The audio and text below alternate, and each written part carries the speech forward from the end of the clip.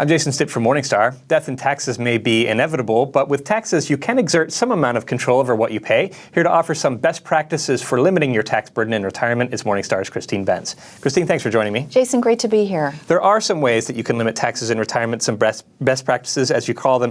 The first one is to really bear in mind the withdrawal sequencing rules that you should follow so that you're making tax-efficient withdrawals from your portfolios. That's right, and I would call them guidelines rather than rules because, as we'll discuss, they can be bent at various points in time and it might make sense to bend them. But I think it does make sense as you're thinking about your retirement strategy, how you'll get distributions from your portfolio. It does make sense to think about the overall logic behind these guidelines. And the basic idea is that you want to preserve those vehicles that give you some sort of tax advantage. Hang on to those as long as you possibly can while spending those assets that have fewer tax benefits associated with them. So when we think about sort of the standard withdrawal guidelines, you're certainly going to start with required minimum distributions. If you're subject to them, there's really no way around them. You've got to take them. So that's step one. Then taxable assets would be the next accounts to tap. Again, no inherent tax saving features, although capital gains rates are nice and low currently.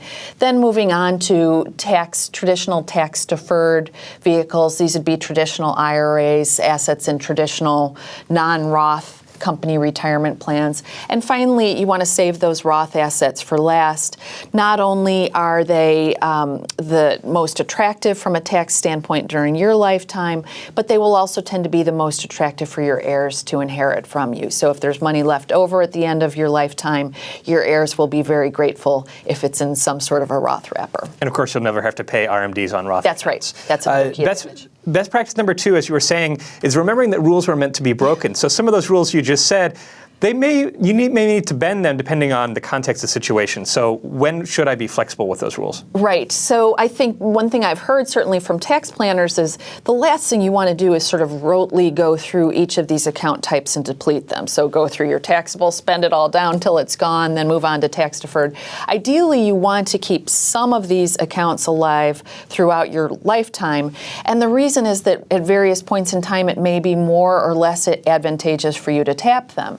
So a great example would be even if your Roth assets are typically in sort of the save for later pile, there may be years where you really need those tax-free withdrawals. Maybe you have very high RMDs, required minimum distributions, because your traditional IRA has performed really well. You need a little bit more money to live on. Taking those tax-free withdrawals can be a way that you can potentially keep yourself in a lower tax bracket. So flexibility, maintaining assets in all three account types is a really valuable tool for retirees to have in their arsenals, and ideally one for them to keep throughout their retirement years. So best practice number three, if you may be drawing from these different accounts at different times throughout retirement, you want to make sure that those accounts are all have some degree of diversification in them. That's right. So even though the withdrawal sequencing guidelines would generally call for having your longest term assets in the Roth accounts because that's what you want to grow the most, you're getting a big tax benefit,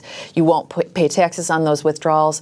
If you will periodically be maybe taking pieces out of that Roth account, you want to make sure that you are able to take some liquid assets, that you're not having to maybe tap an equity account when it's at a low ebb, because that won't make sense, even though it may be advantageous from a tax perspective.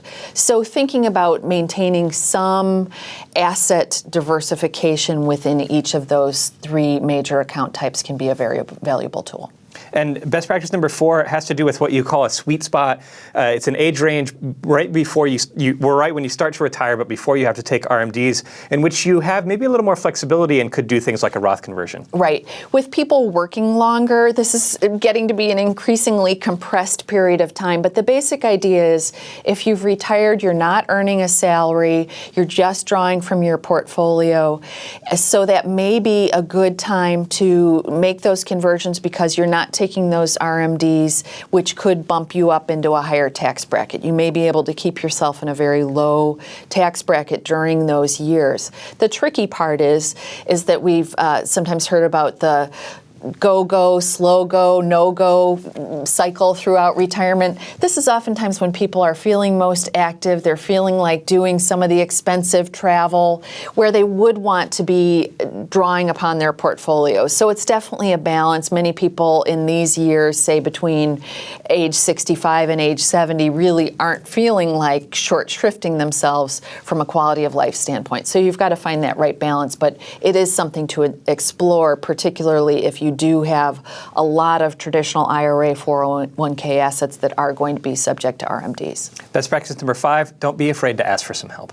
That's right. I think that this is all complicated stuff, and so I do think it's important for retirees to think about identifying a tax advisor or a financial advisor who's really well versed in tax matters to help you figure this out, this tax-efficient withdrawal sequencing, to help you determine how you can keep yourself in the lowest possible tax bracket. I think when you step back, you realize just how many moving parts are in the mix. So you've got RMDs, you've got deductions, which you may or may not be able to control.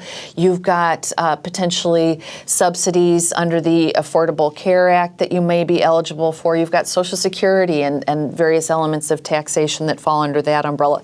So a lot of moving parts. This is an area, I think, where an advisor can be very beneficial, even if you've been a dedicated do-it-yourselfer throughout your retirement years. Another big moving part, of course, is estate planning, which is also an important tax consideration at this time. And an important place to get help. So I think if you've got an estate planning advisor, that person can really help you make sure that you have your beneficiary designations, that those all make sense.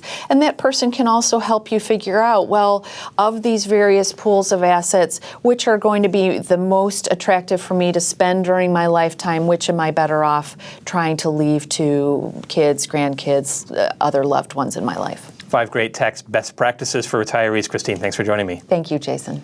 From Morningstar, I'm Jason Stipp. Thanks for watching.